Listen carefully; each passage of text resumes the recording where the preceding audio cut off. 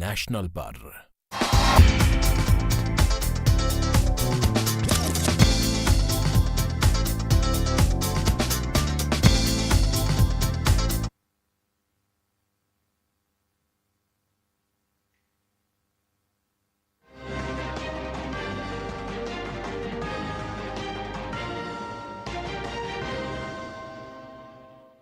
आदाब नाज़रीन, खबरनामे में आपका इस्तकबाल है। मैं हूं साइमा खान। सबसे पहले नजर हेडलाइंस पर। वज़ीर-ए-आज़म नरेंद्र मोदी आज युग्म कॉन्क्लेव में करेंगे शिरकत। कॉन्फ्रेंस में हुकूमत, तालीम, सनत और इख्तरा से ताल्लुक़ रखने वाले अफराद होंगे शरीक। वज़ीर-ए-आज़म अवाम से करेंगे खिताब।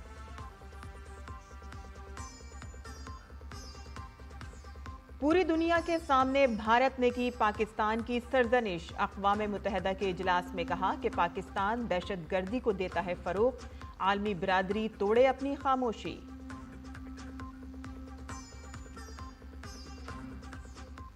अपनी घिनौनी हरकतों से बाज नहीं आ रहा पाकिस्तान। कुपवाड़ा, बारामूला और अखनूर सेक्टर में LOC के करीब फायरिंग। भारतीय फौज ने दिया मुंहतोड़ जवाब।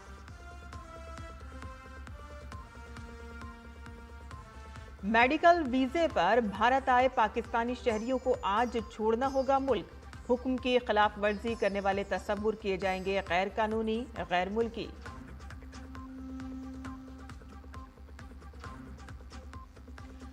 कनाडा में आम इंतखाबात के लिए वोटों की गिनती जारी। लिबरल उम्मीदवार मार्क कार्नी इब्तदाई रुझानात में पियरे पोलिएवर से आगे। और 14 साला वैभव सूर्यवंशी ने IPL में रकम की तारीख। सिर्फ 35 गेंदों में मुकम्मल की अपनी पहली सेंचुरी। IPL में तेज तरीन सेंचुरी बनाने वाले भारतीय बल्लेबाज बने वैभव। और अब खबरें तफसील से। वज़ीर-ए-आज़म नरेंद्र मोदी आज नई दिल्ली के भारत मंडपम में मुनक़िद युग्म कॉन्क्लेव में शिरकत करेंगे। इस दौरान वो खिताब भी करेंगे। संस्कृत में युग्म का मतलब इत्तेहाद है। ये अपनी नौयत की पहली अहम पॉलिसी कॉन्फ्रेंस है जिसमें हुकूमत, तालीम, सनत और इख्तरा से ताल्लुक़ रखने वाली नामवर शख्सियात शिरकत कर रही हैं। इस प्रोग्राम में कई अहम मंसूबे शुरू किए जाएंगे और इसके तहत IIT कानपुर में मसनूई ज़हानत और इंटेलिजेंट सिस्टम के लिए एक सुपर हब कायम किया जाएगा और IIT मुंबई में बायो साइंस, बायोटेक्नोलॉजी, सेहत और तिब के शोबे में एक सुपर हब कायम किया जाएगा। तहकीकी काम को तिजारती सतह पर लाने के लिए मारूफ तहकीकी इदारों में वाधवानी इनोवेशन नेटवर्क यानी कि विन मराकज़ कायम किए जाएंगे।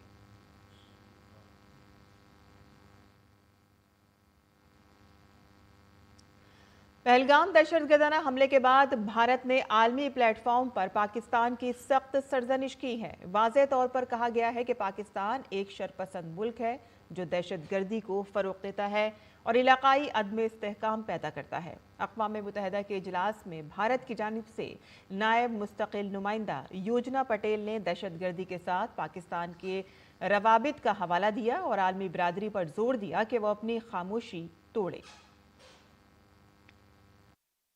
It is unfortunate that one particular delegation has chosen to misuse and undermine this forum to indulge in propaganda and make baseless allegations against India.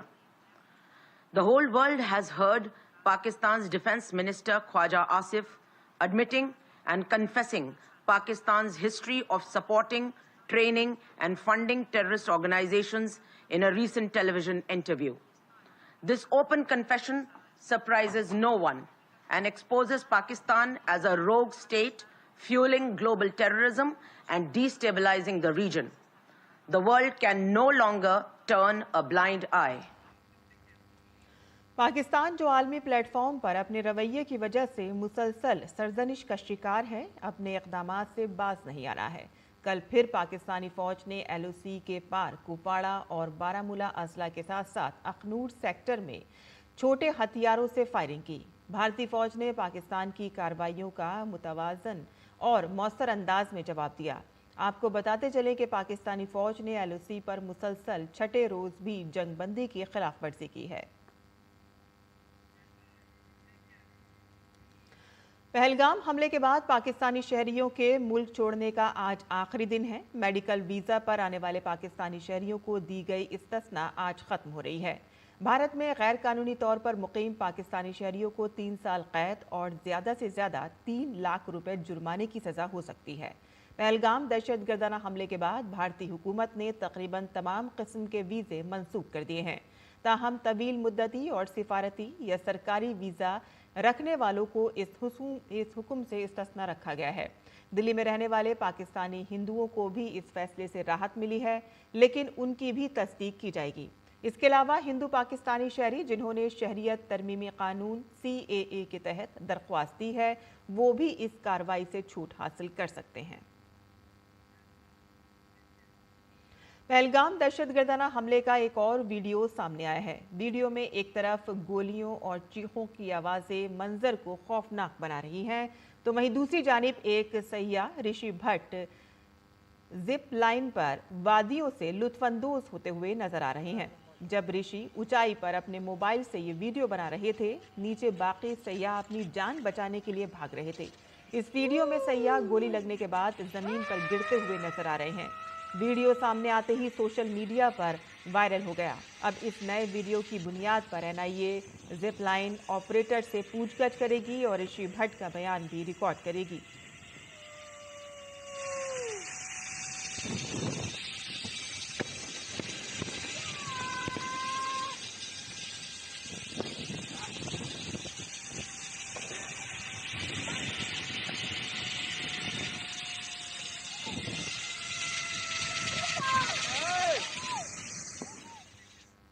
और पहलगाम में बुज़दिलाना हमले के बाद भी पाकिस्तान अपनी सरगर्मियों से बाज नहीं आ रहा है। अब कुछ Pakistan Nawaz social media accounts भारतीय फौज के खिलाफ गुमराह कुन प्रोपेगेंडा कर रहे हैं।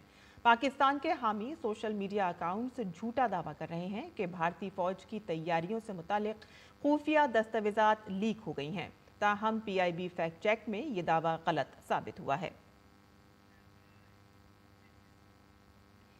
बीजेपी के रुकन पार्लियामेंट राधा मोहन सिंह की सदारत में पार्लिमानी कमेटी बराए दिफा की मीटिंग में साबिक फौजियों से मुतालिक मुख्तलिफ मसाइल पर तबादला ख्याल किया गया। मीटिंग में साबिक फौजियों के लिए बहाली की पॉलिसी, सेहत की सहूलियात और दीगर उमूर पर तबादला ख्याल किया गया। वजारत दिफा के नुमाइंदों ने भी साबिक फौजियों से मुतालिक मसाइल पर अपनी तजावीज़ पेश की। ज़राअत, किसानों की बहबूद और देही तरक्की के मरकजी वजीर शिवराज सिंह चौहान ने पीर को नई दिल्ली के कृषि भवन में मुल्क में काश्तकारी की तरक्की से मुतालिक हफ्तावार जायजा मीटिंग की। उन्होंने national agriculture cooperative marketing federation of India limited यानी कि नेफेड और नेशनल हॉर्टिकल्चर बोर्ड NHB के कामकाज का भी जायजा लिया। मरकजी वजीर ने खादों और बीजों की दस्तयाबी, मौसम और आबपाशी के लिए आबी ज़खायर की सूरत हाल वगैरह के बारे में हुक्काम से मालूमात तलब की और किसानों को खाद और बीजों की मुनासिब दस्तयाबी को यकीनी बनाने की हिदायत भी दी। हुक्काम ने बताया कि 27 अप्रैल तक 31.67 लाख हेक्टेयर में धान की बुआई की गई है, जो कि गुज़िश्ता साल के मुकाबले 4.03 लाख हेक्टेयर ज़्यादा है। नेफेड के मैनेजिंग डायरेक्टर ने चावल और गंदुम के बफर स्टॉक के बारे में मालूमात दी। गंदुम का असल ज़ख़ीरा 117.94 लाख मिलियन टन है, जबकि बफर मयार 74.60 लाख मिलियन टन है। चावल का असल ज़ख़ीरा 135.80 लाख मिलियन टन के बफर मयार के मुकाबले में 382.09 लाख मिलियन टन है। मरकजी वजीर ने बफर स्टॉक में इजाफे पर इत्मीनान का इजहार किया। नेशनल हॉर्टिकल्चर बोर्ड के जायजे के दौरान हुक्काम ने बताया कि बागवानी के रकबे में भी इजाफा हुआ है और पैदावार भी अच्छी है। सफर हज के लिए पहली फ्लाइट आज लखनऊ एयरपोर्ट से 268 मुसाफिरों के साथ शुरू हो रही है। आज़मीन हज के दौरान अपने अखराजात के लिए हज हाउस से सऊदी रियाल ले सकते हैं। हज कमेटी ने मुसाफिरों की सहूलियात पर खुसूसी तवज्जो दी है और इसलिए उन्होंने हज सहूलत ऐप 2.0 लॉन्च किया है और आज़मीन से इसका इस्तेमाल करने की अपील की है। हज सहूलत ऐप के ज़रिए मुसाफिरों को परवाज़ की मालूमात, वीज़े की हैसियत, शिकायत दर्ज कराने की सहूलत, अहम मालूमात, अस्पतालों और अद्वियात तक रसाई, GPS के जरिए रास्ता तलाश करने जैसी सहूलियात मिलेंगी। आपको बताते चलें कि इस साल हज के लिए आखिरी परवाज 14 मई को रवाना होगी। और वेव्स एक ऐसा प्लेटफॉर्म जहां मीडिया, तफरी और टेक्नोलॉजी की दुनिया से तख्लीककार, इख्तराकार, सरमायाकार, फनकार इकट्ठा हो रहे हैं। स्टेज पहली आलमी ऑडियो विजुअल और एंटरटेनमेंट समिट के लिए तैयार है। वेव्स 2025 1 से 4 मई तक जियो कन्वेंशन सेंटर यानी कि मुंबई में मुनक़िद होगा। क्या खास रहने वाला है इसमें, देखते हैं हमारी ये रिपोर्ट। वेव्स 2025 जो मीडिया, तफरी और टेक्नोलॉजी की दुनिया से तख्लीककारों, इख्तराकारों, सरमायाकारों और फनकारों के लिए बेहतरीन प्लेटफॉर्म फराहम करने जा रहा है। भारत अपने सकाफती विरसे, तख्लीकी सलाहियतों और आलमी मयार की तकनीकी सलाहियतों के साथ आलमी मीडिया और तफरीही दुनिया की क़यादत करने के लिए तैयार है, जिसका एक ट्रेलर वेव्स 2025 में नजर आएगा। अमिताभ बच्चन से लेकर चिरंजीवी तक दुनिया के मारूफ सितारे भारत की नौजवान ताकत की हौसला अफजाई के लिए इकट्ठा होंगे। Hello, you're coming there, right? Come on, sir. You don't even have to ask me.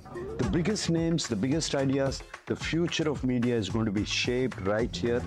But who exactly is going to be there?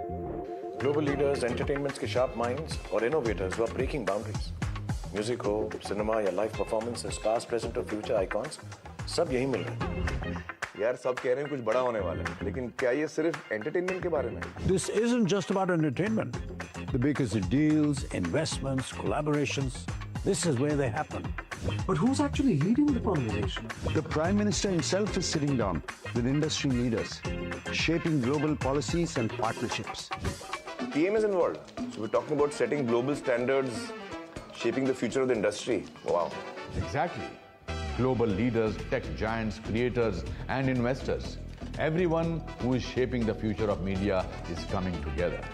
But what else is happening?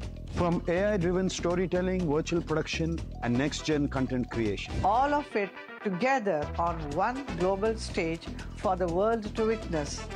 इतना कुछ बदल रहा है, लेकिन ये सब क्या क्रिएटर्स के लिए सच में मतलब रखता है? Really, नए platforms, बड़े collaborations, a global audience. It's about breaking boundaries and taking creativity to places we never imagined. So this isn't just another event. This is where industries actually transform. Exactly. This is where ideas become reality. The biggest stage, the sharpest minds. I'm definitely in. Are you?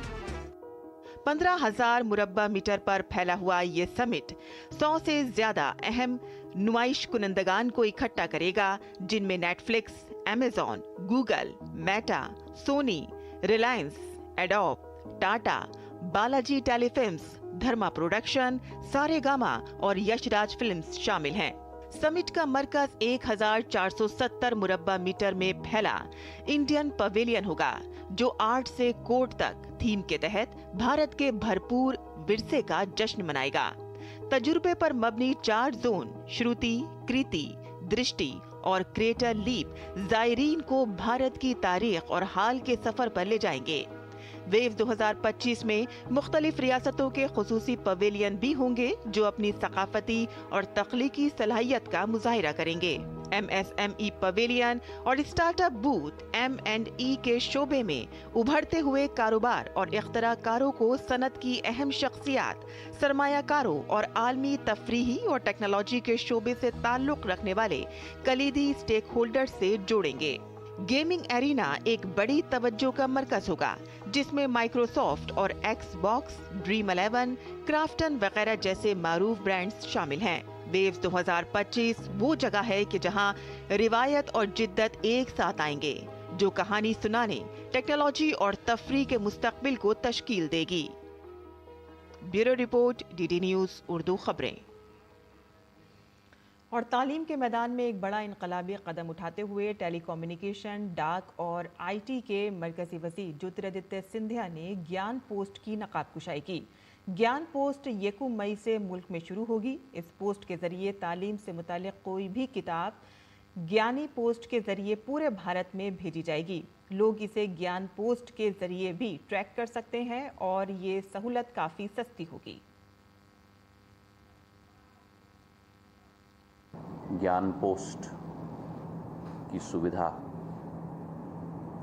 की सोच और विचारधारा डाक विभाग के द्वारा रखी गई है, जिसके आधार पर केवल जुड़ाव नहीं लेकिन किफ़ायती साधन ताकि शिक्षा के स्रोत आम जन तक पहुंच पाए। 1 तारीख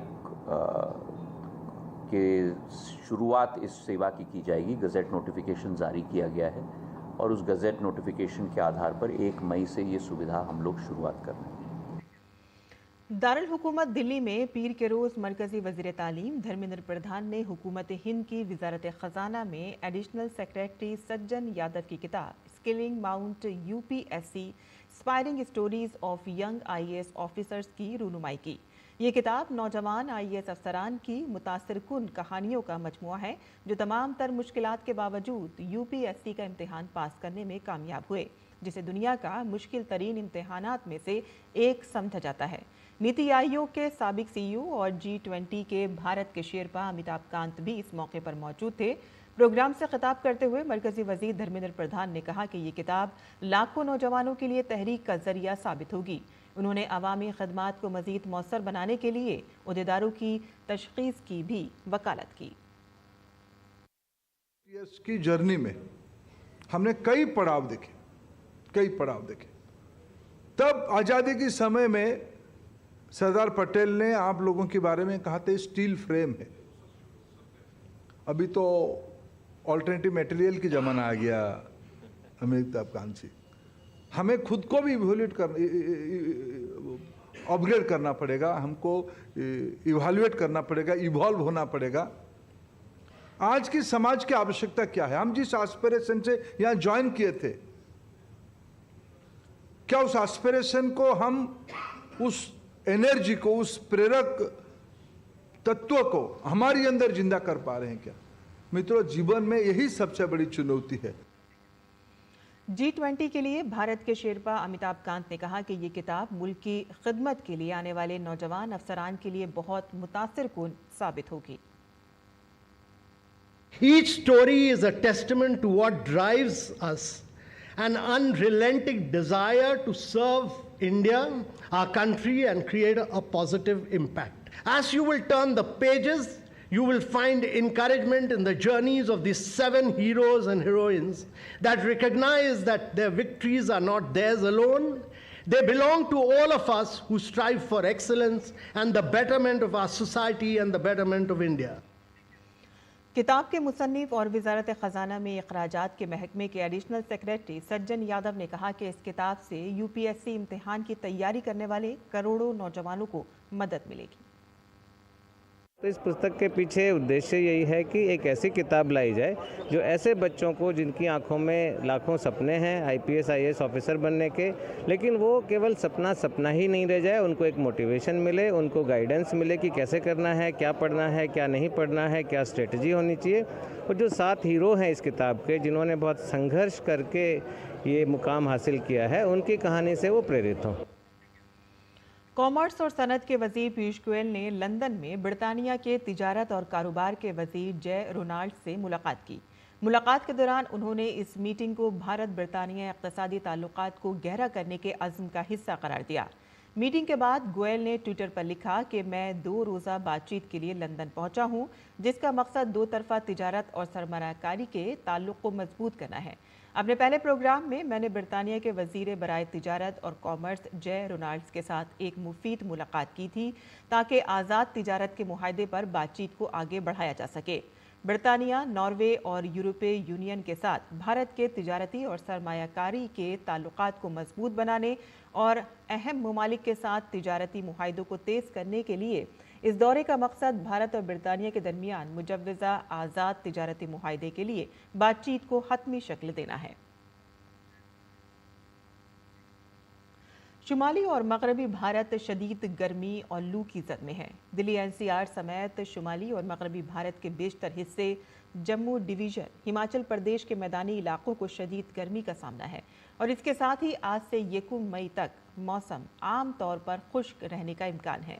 शदीद गर्मी की वजह से महकमा मौसमियात ने लोगों से कहा है कि वो हाइड्रेट रहें, वाफिर मकदार में पानी पिएं, घर के अंदर रहें और दोपहर के औकात में खाने में खुले में काम करने से गुरेज करें। और साथ ही किसानों को काश्तकारी या स्प्रे का काम दोबारा शुरू करने का मशवरा दिया गया है। महकमे मौसमियात के मुताबिक आने वाले दिनों में कई रियासतों में मौसम बदलेगा।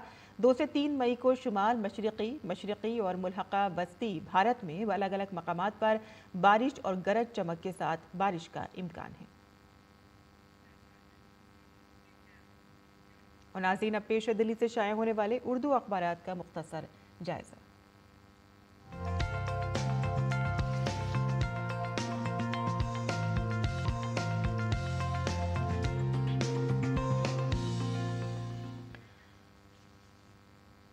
तो दिल्ली से शाया होने वाले उर्दू के अखबारात पर नजर डाल लेते हैं। पहलगाम मामले को ही लेकर हुकूमत जिस तरह से रोज़ बरोज़ नए नए कदम उठा रही है, उसी के हवाले से अखबारों ने भी सुर्खियां शाया की हैं। पाकिस्तान को माकूल जवाब देने के लिए हिंदुस्तान की तैयारियां तेज़ हो गई हैं। ये सुर्खी है, चीफ ऑफ डिफेंस स्टाफ के बाद वज़ीर दिफा राजनाथ सिंह की वज़ीर आज़म मोदी से अहम मुलाकात हुई है और पाकिस्तान को मुंह तोड़ जवाब देने के लिए मुल्क की दिफाई तैयारियों से आगाह किया उन्होंने। और हुकूमत ने फ्रांस के साथ मज़ीद 36 राफेल तैयारों की खरीदारी के मुआहदे पर भी दस्तखत कर दिए हैं। आगे की सुर्खी जान लेते हैं, जहां बीजेपी ने अपने सदारती इंतखाब के अमल को फिलहाल अभी मुलतवी कर दिया है। भारतीय जनता पार्टी ने अपने नए कौमी सदर के इंतखाब के अमल को कुछ वक्त के लिए मुलतवी करने का फैसला किया है। पार्टी ज़राए ने ये बात सामने लाई है। आगे बढ़ते हैं, जहां गजा में नस्ल कशी की बात यहां सामने आई है और आलमी अदालत में समाअत अब शुरू हो गई है। बैनुल-अक़वामी अदालत इंसाफ में मकबूजा फ़िलिस्तीनी इलाकों में इजराइल की जंगी कार्रवाइयों और कानूनी जिम्मेदारियों पर अवामी समातों का आगाज़ हो चुका है। पीर को पहली समाअत के दौरान फ़िलिस्तीन के एलजी ने इजराइल पर गजा में नस्ल कुशी का इल्ज़ाम लगाया है। आगे बढ़ते हैं, कुछ और मज़ीद बैनुल-अक़वामी ख़बरें भी हम यहाँ पर जान लेते हैं, जहाँ बग़ैर बमबारी किए ईरान के साथ मुआहदा हो जाएगा। ट्रंप ने ये बात कही है। जौहरी प्रोग्राम को मुकम्मल तौर पर ख़त्म करने के इजरायली वज़ीर-ए-आज़म के मुतालबात को तेहरान ने मुस्तरद कर दिया है और कहा है कि किसी भी हमले का फौरी तौर पर जवाब दिया जाएगा। आगे बढ़ते हैं, जहां आज़मीन हज से अपील की गई है कि वो हुकूमत की तरफ से लॉन्च की गई हज सुविधा ऐप का इस्तेमाल करें। इसमें उनके लिए बहुत सारी चीज़ें हैं, यानी कि आज़मीन की सेहत तंदुरुस्ती का भी मौसर निगरान साबित होगा ये, और ख़ास तौर पे वहाँ जो रास्ते हैं उसकी मालूमात भी देगा और भी काफ़ी सहूलियात इस ऐप में लॉन्च की गई हैं। तो ये थी अखबारात की सुर्खियाँ जो हमने आपके लिए चुनी थी।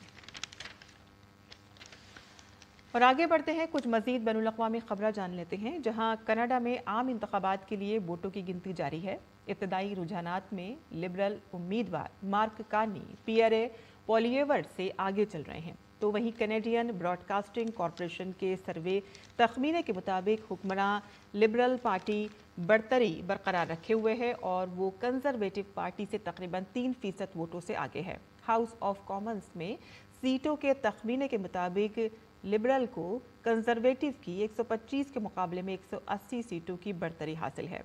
अक्सरियत हासिल करने के लिए किसी पार्टी को 343 में से 172 सीटें जीतनी होंगी। कनाडा में आखिरी आम इंतखाबात अक्टूबर 2021 में हुए थे और अगला अक्टूबर 2025 को शेड्यूल है। जनवरी 2025 में जस्टिन ट्रूडो ने वज़ीर आज़म और लिबरल पार्टी के रहनुमा के ओहदे से इस्तीफ़ा दे दिया था और इसके बाद पार्टी ने साबिक बैंकर मार्क कार्नी को नया लीडर मुंतखब किया और वो वज़ीर आज़म बन गए। अमेरिकी सदर डोनाल्ड ट्रंप के साथ बढ़ती हुई टैरिफ जंग और तिजारती कशीदगी के दरमियान कार्नी बड़े फैसले आसान करने के लिए एक मजबूत मैंडेट चाहते हैं। इस वजह से अप्रैल में इंतखाबात कराए गए हैं। और भारत की मिड डे मील स्कीम से मुतासिर होकर इंडोनेशिया ने रोज़ाना लाखों स्कूली बच्चों को मुफ्त ग़िज़ाइयत से भरपूर खाना फराहम करने का प्रोग्राम शुरू किया है। बच्चों की सेहत को बेहतर बनाने और स्कूल में हाजिरी बढ़ाने के अलावा ये प्रोग्राम वालिदैन की अपनी बच्चों की मजमूई सेहत के बारे में ख़दशात को भी कम कर रहा है। कम आमदनी वाले ख़ानदानों के बच्चों के लिए ये अक्सर उनके दिन का सबसे मुकम्मल खाना होता है। जनवरी के महीने में शुरू होने के 4 माह बाद ये स्कीम तकरीबन 30 लाख स्कूली बच्चों तक पहुंच चुकी है। इंडोनेशिया की नेशनल न्यूट्रिशन एजेंसी इस स्कीम की निगरानी कर रही है और ये $4.3 बिलियन का प्रोग्राम है जिसका मकसद बच्चों की ग़िज़ाइयत को बेहतर बनाना और तालीमी नताइज को बढ़ाना है। इस साल के आगाज़ में इंडोनेशिया के सदर प्राबोव ने भारतीय वज़ीर-ए-आज़म नरेंद्र मोदी को बताया था कि वो इंडोनेशिया की ग़िज़ाइयत से मुताल्लिक़ खाने की स्कीम को कामयाब बनाने में मदद के लिए भारत की मिड डे मील स्कीम का मुताला करने के लिए एक टीम भेजेंगे। और खेल की खबरों में बिहार से ताल्लुक़ रखने वाले 14 साला वैभव सूर्यवंशी इसकी जिंदा मिसाल हैं। वैभव ने IPL मैच में तारीख रकम की है। उन्होंने गुजरात टाइटंस के खिलाफ ऐसी बैटिंग की कि सब देखते ही रह गए। IPL में अपना तीसरा मैच खेलते हुए वैभव ने एक एक करके कई रिकॉर्ड तोड़े और उन पर अपना नाम लिखवाते रहे।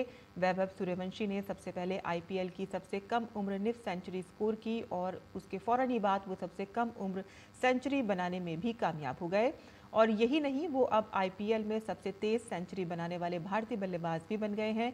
वैभव सूर्यवंशी ने अपने तीसरे मैच में सिर्फ 17 गेंदों में अपनी निफ सेंचुरी मुकम्मल की और 6 छक्कों की मदद से 50 तक पहुंच गए और इसके बाद उन्होंने 35 गेंदों में सेंचुरी स्कोर की। वैभव ने सबसे कम उम्र में न सिर्फ IPL बल्कि T20 में भी सेंचुरी बनाई है और इससे कबल T20 क्रिकेट में सबसे कम उम्र में सेंचुरी लगाने का रिकॉर्ड विजय जोल के नाम था।